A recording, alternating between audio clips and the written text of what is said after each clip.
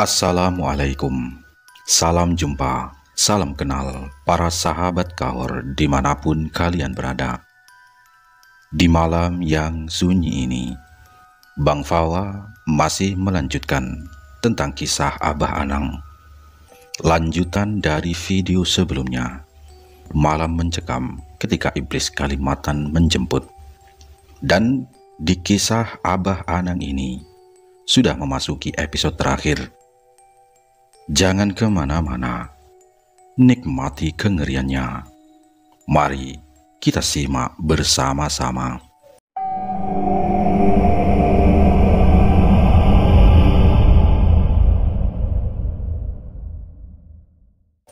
Saya, Danang, pemuda berusia 20 tahun dan abah saya bernama Abah Anang, akhirnya tiba di rumah Bang Rizky.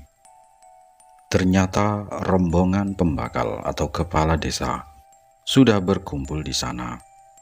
Abah menceritakan kejadian yang kami alami barusan kepada mereka. Setelah mencuci luka Abah dengan air hangat dan membungkusnya dengan kain, kami duduk di halaman depan, bermusyawarah mengenai tindakan yang akan selanjutnya dilakukan. Riz, kalau kamu benar-benar sayang sama istrimu, sebaiknya kamu berkata jujur. Apakah kamu punya urusan atau masalah dengan seseorang? Tanya Abah kepada Bang Rizky. Urusan apa, Bah? Saya tetap curiga dengan si Mardi. Dia pasti pelakunya, ucap Bang Rizky dengan nada marah. Bukan. Urusan dengan perempuan, seseorang yang sudah meninggal, lanjut Abah. Perempuan? Sudah meninggal? Bang Rizky berpikir sejenak, menyaring ingatan dengan kata kunci urusan, perempuan dan meninggal. Seingat saya tak pernah menyakiti orang, Bah, jawab Bang Rizky.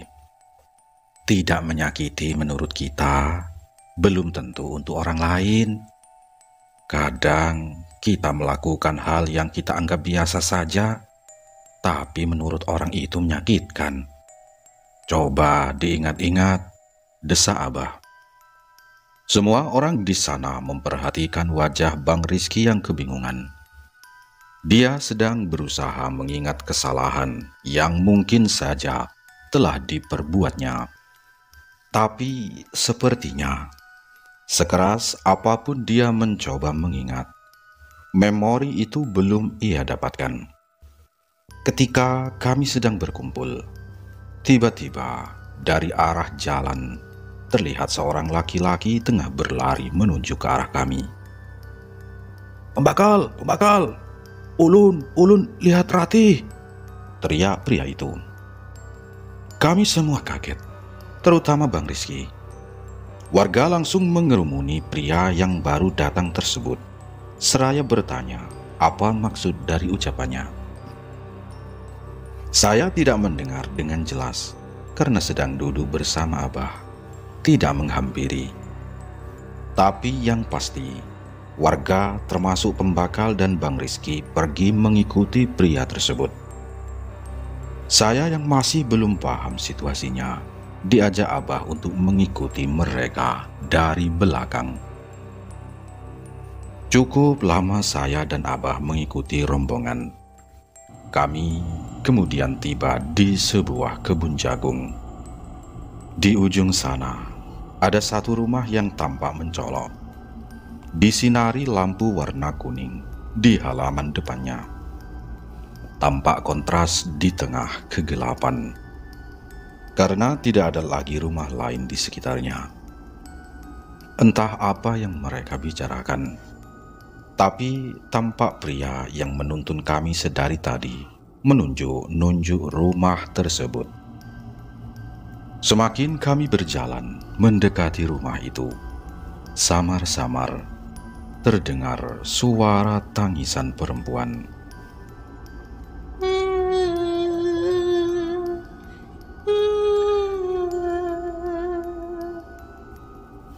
Semakin kami dekat lagi, Suara itu semakin terdengar jelas.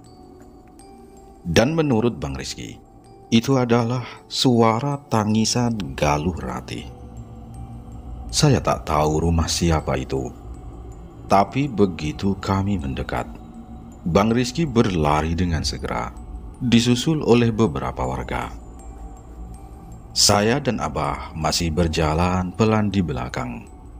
Tapi begitu pintu rumah yang kami tuju dibuka, beberapa warga sontak berteriak karena kaget. Karena saya penasaran, saya berlari melihat apa yang terjadi, meninggalkan Abah sendirian. Kaget bukan kepalang. Sesosok tubuh pria tua tergantung di pintu kamar. Lehernya terikat seutas tali. Mungkin pria itu bunuh diri. Jika kalian pernah melihat orang gantung diri, itu akan menjadi memori yang membekas di kepala seumur hidup kalian. Seperti ekspresi orang yang menahan sakit luar biasa. Pria itu sudah tua, mungkin umurnya sekitar 50 atau 60-an. Mengenakan kaos oblong dan celana pendek.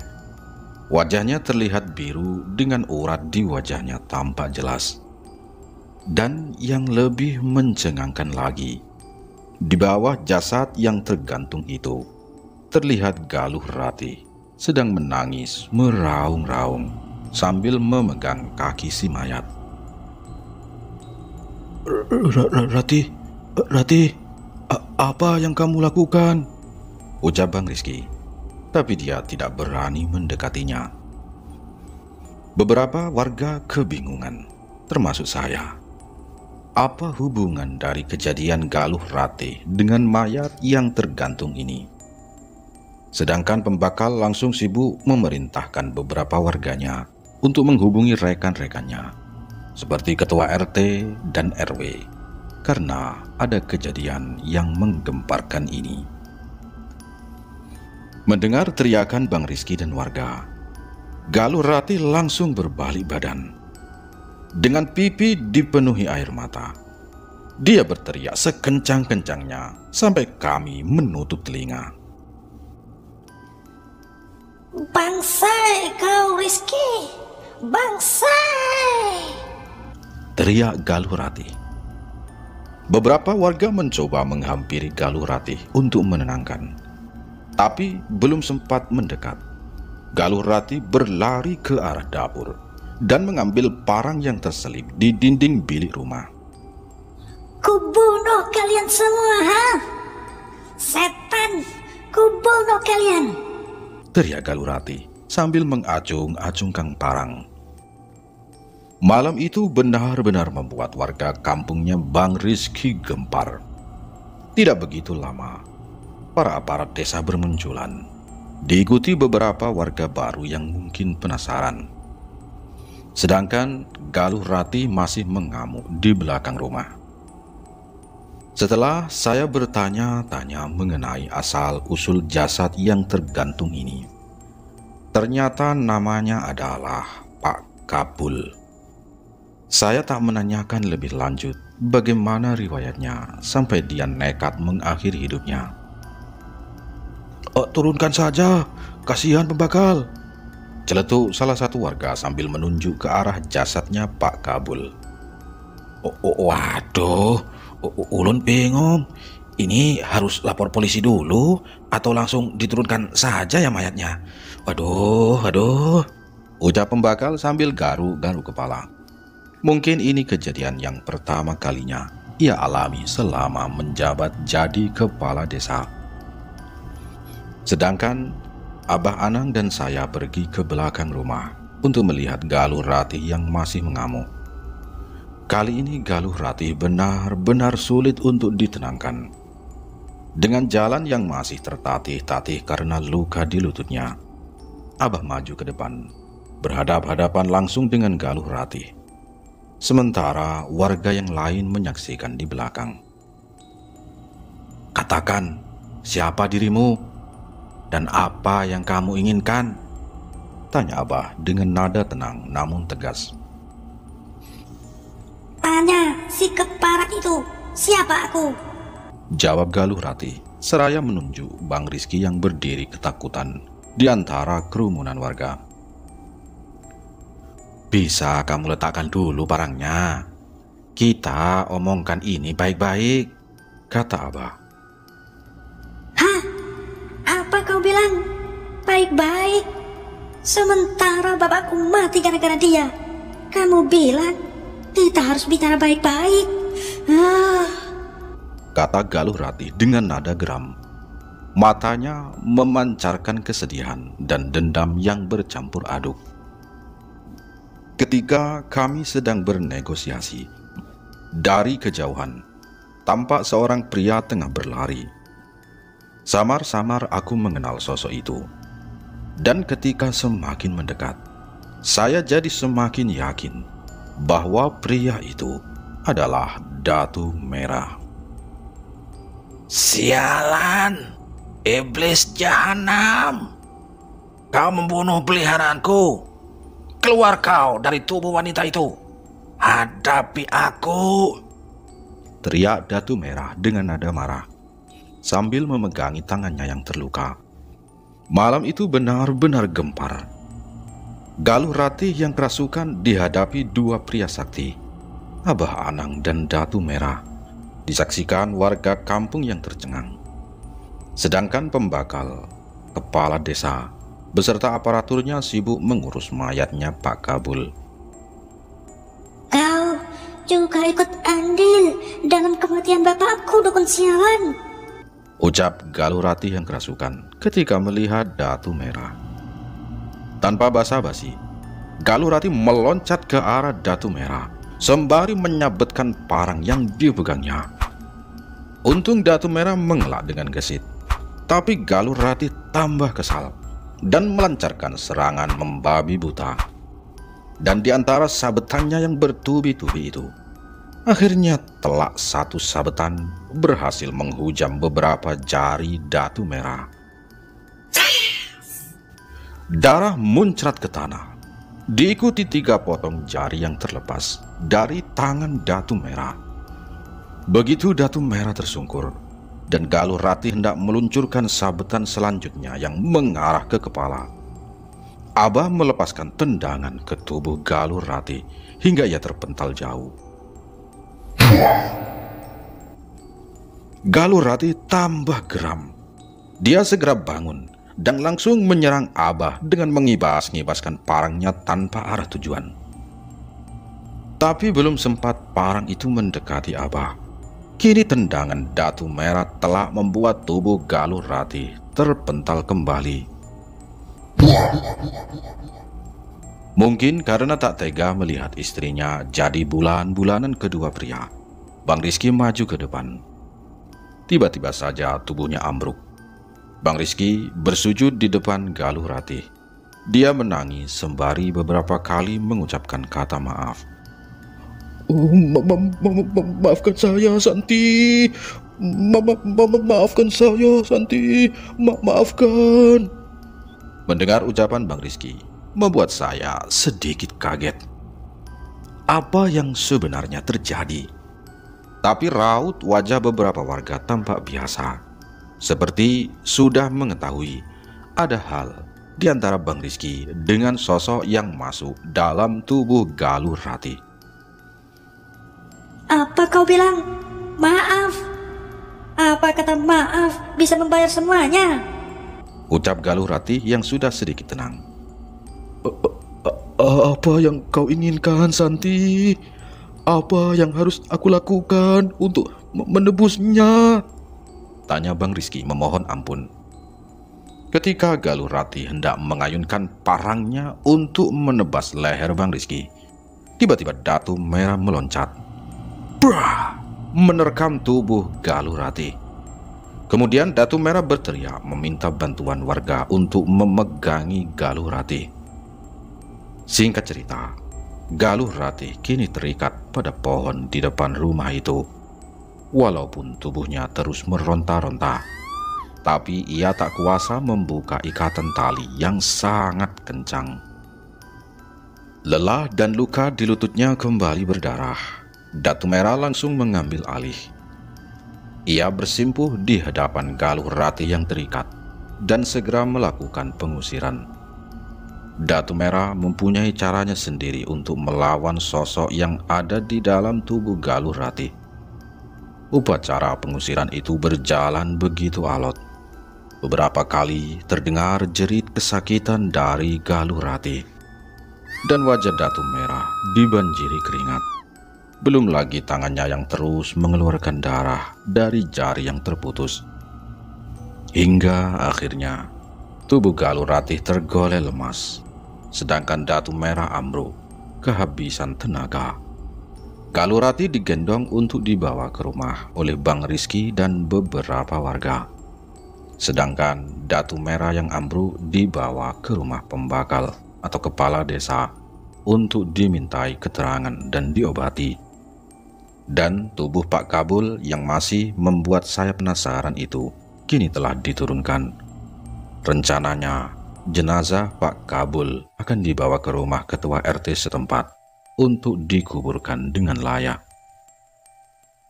Terdengar suara tarhim sebagai penanda tragedi mengerikan itu berakhir. Semua warga kembali ke rumahnya masing-masing. Saya dan Abah Anang juga bersiap-siap untuk pulang. Tapi begitu saya menengok ke belakang untuk melihat rumahnya Pak Kabul yang sudah sepi, saya melihat sosok perempuan yang sedang menangis di pintu masuk. Entah siapa perempuan itu, karena wajahnya tertutup rambut. Perempuan itu menangis lirih. Begitu saya bilang apa yang saya lihat kepada Abah, Abah hanya berucap, "Biarkan dia sendiri, Nang," kata Abah. Malam itu adalah malam terpanjang yang pernah saya lalui dalam hidup. Begitu banyak darah yang terciprat, begitu banyak teriakan yang menyakitkan telinga, begitu banyak misteri yang belum saya mengerti.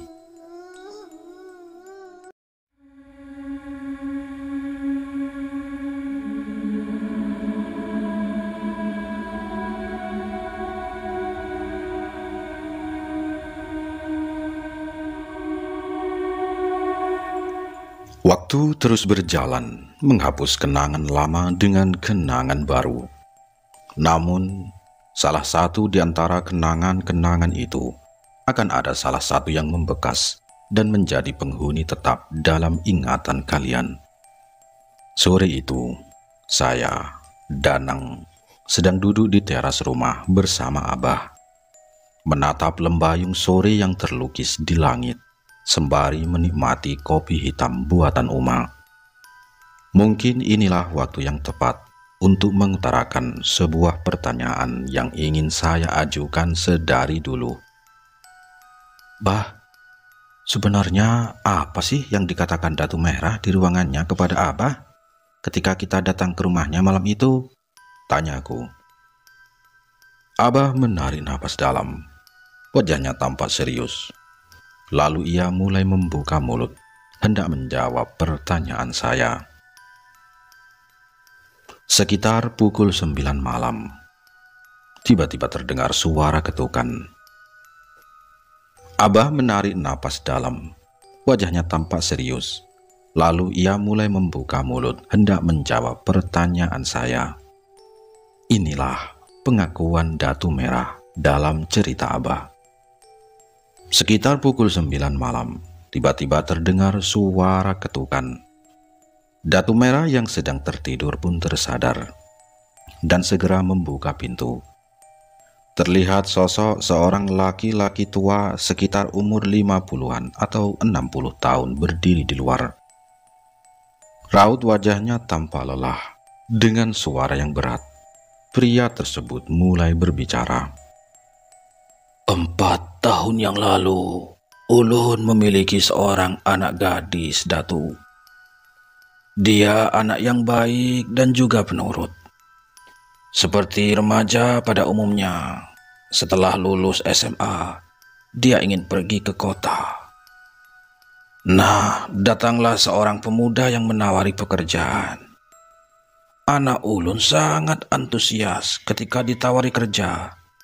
Begitu pula dengan ulun yang juga ikut senang bila anak ulun senang, ucap pria tersebut kepada Datu Merah. Akhirnya anak ulun bekerja. Walaupun bukan di restoran, hanya di sebuah, ya bisa dibilang kafe lah. Tapi bagi anak ulun itu tidak apa-apa.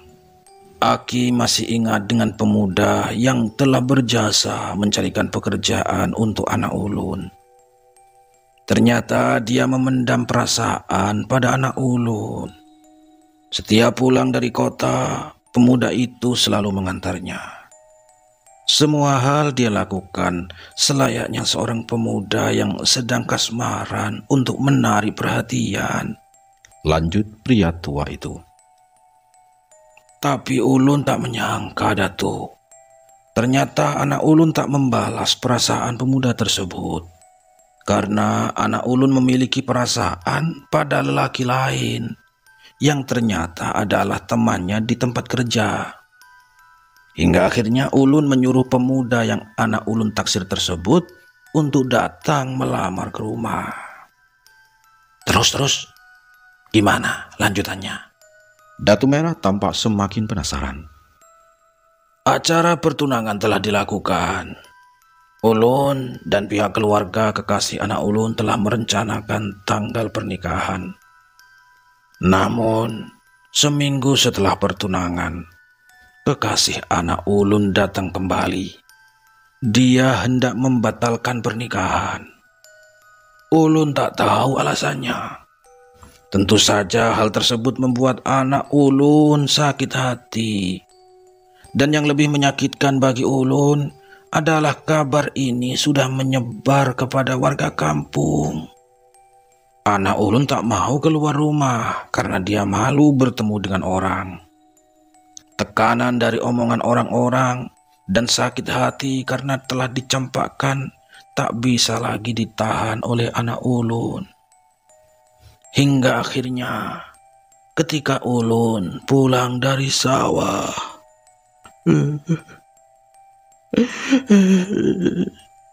pria itu mengeluarkan air mata, seperti tertekan di tenggorokannya. Dia menahan omongannya. Jasad anak ulun sudah tergantung. Seperti mengingat kenangan lama, pria tua itu kini menangis. Tak bisa lagi menahan emosinya. Seminggu setelah kematian anak ulun, seorang pemuda datang untuk meminta maaf. Katanya dia tak menyangka perbuatan isengnya akan berakhir seperti ini. Lah terus, siapa pemuda itu?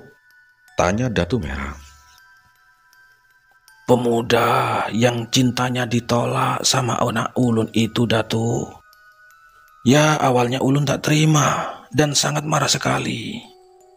Tapi ulun berpikir ulang, mungkin ini sudah kehendak Tuhan. Ulun memaafkannya walaupun dengan berat hati. Tutup pria tua itu. Abah yang bercerita berhenti sejenak, menatap ke kejauhan.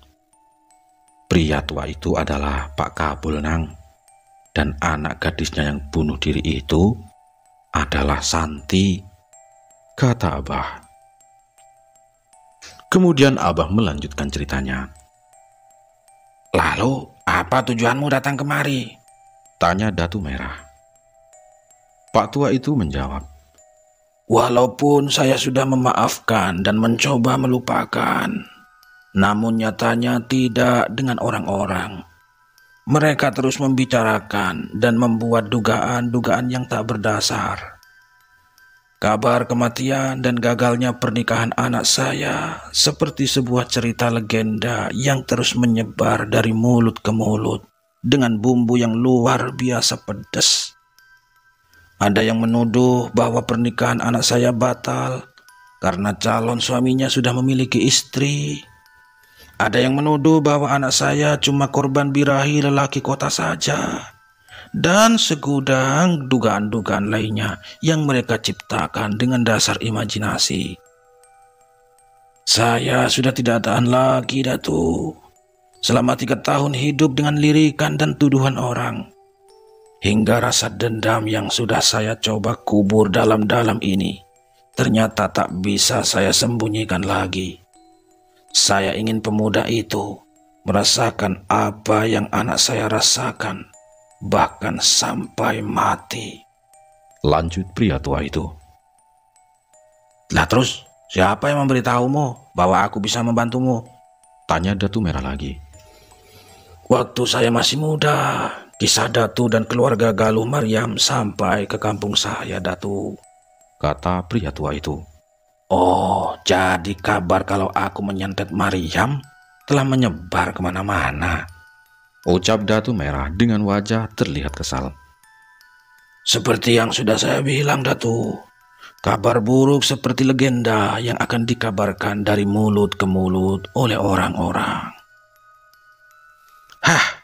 Mereka tak pernah tahu alasanku melakukan itu pada Maryam. Hanya melemparkan tuduhan yang tak berdasarkan seperti yang kau ucapkan. Sama seperti tuduhan yang mereka arahkan kepada anakmu. Balas Datu Merah, nadanya penuh kesedihan. Saya tak punya alasan lagi untuk hidup, Datu. Usia saya sudah tua. Penerus saya sudah lebih dulu pergi ke surga. Saya ingin mati dengan tenang, tanpa harus menyimpan rasa dendam. Kata pria tua itu. Malam itu, sebuah kesepakatan terjadi. Datu Merah bersedia membantu. Walaupun pria tua tersebut menyerahkan sejumlah uang yang ia bungkus dalam amplop coklat. Tapi lebih dari sekedar imbalan. Datu Merah mempunyai motivasi lain di balik semua itu.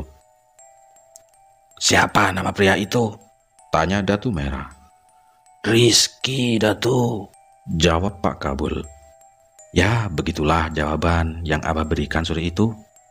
Abah menyelesaikan ceritanya. Terdengar seperti sebuah dongeng, Nang, untuk cerita nyata yang pernah terjadi. Saya tak tahu lagi kabar Bang Rizky setelah istrinya sembuh seperti apa. Terakhir, dia datang ke rumah hanya mengucapkan terima kasih sambil membawa sekeranjang buah. Sementara kabar Datu Merah, semenjak kejadian itu citranya semakin buruk di mata masyarakat dan sudah jarang tamu yang datang dari kota ke rumahnya. Arwah wanita yang saya lihat pas kejadian di rumah Pak Kabul, entah bagaimana nasibnya. Apa dia telah pergi ke alam baka, atau masih penasaran dan berkeliaran, atau jangan-jangan dia sedang menunggu waktu yang tepat untuk kembali melampiaskan dendam. Saya tak pernah tahu. Dunia pergaiban tentu saja berada di luar kuasa dan pengetahuan saya. Abah Anang selalu bilang, sejarah hidup seseorang akan selalu terulang, entah kepada dirinya, keturunannya, atau pada orang di sekitarnya. Mungkin saya, Danang, bisa belajar dari pengalaman hidup yang pernah saya lalui ini. Tapi saya tak mengerti bagaimana yang harus saya pelajari. Maka saya memutuskan untuk bertanya pada Abah. Bah, apa pelajaran hidup yang bisa saya ambil dari kejadian ini? Tanyaku. Seperti sifat Abah yang tak mau menggurui, dia tidak menjawabnya secara langsung, tapi malah dengan sebuah cerita. Setelah menyeruput kopi hangat, Abah mulai berbicara. Seorang pria yang sedang bekerja di ladang tiba-tiba saja mendapat kabar dari temannya bahwa anaknya sakit parah. Dengan tergesa-gesa tanpa membasuh dulu kotoran lumpur dari tubuhnya, dia menyalakan bebek motor yang dibawanya. Dia memacu kendaraannya dengan kencang, membawa perasaan was-was karena takut terjadi sesuatu dengan anaknya. Dan brah! Tanpa diduga, di sebuah kelokan dia menabrak seorang pria. Warga yang melihat kejadian itu geram dan langsung menghakiminya. Makanya kalau bawa motor jangan ngebut-ngebut, teriak salah satu warga sambil melayangkan tubuhnya bertubi-tubi. Pria yang ditabrak itu akhirnya tewas karena mengeluarkan banyak darah dari kepalanya. Melihat korbannya mati, warga semakin geram dan membabi buta menghakimi, hingga akhirnya pria yang membawa motor bebek itu juga ikut tewas. Hari itu ada 2 mayat yang tergeletak di jalan. Ada 2 perempuan yang telah menjadi janda, dan ada 2 anak yang telah menjadi yatim. Namun, ada puluhan warga yang mencuci tangannya di sungai karena terkena cipratan darah. Kata Abah, maksudnya Abah sih, Bah? Saya kebingungan setelah selesai mendengar cerita Abah. Tapi, Abah malah berlalu masuk ke dalam rumah, meninggalkan saya sendiri yang masih kebingungan. Hingga akhirnya azan maghrib berkumandang. Kalau Bang Fawa amati, beginilah pelajaran yang bisa diambil dari perkataan Abah. Setiap tindakan, baik yang kecil ngebut atau besar menghakimi, menciptakan rantai tragedi yang melibatkan banyak pihak. Darah yang tumpah tidak hanya menodai pelaku utama, tetapi juga mereka yang merasa suci dalam penghakiman. Itulah pelajaran yang bisa diambil. Kisah Abah Anang telah berakhir. Bagaimana Sobat Kahor tentang cerita ini? Tulis di kolom komentar kalau kalian mempunyai cerita-cerita yang menarik. Salam dari Bang Fawa. Semoga kalian sukses dan sehat selalu. Wassalam.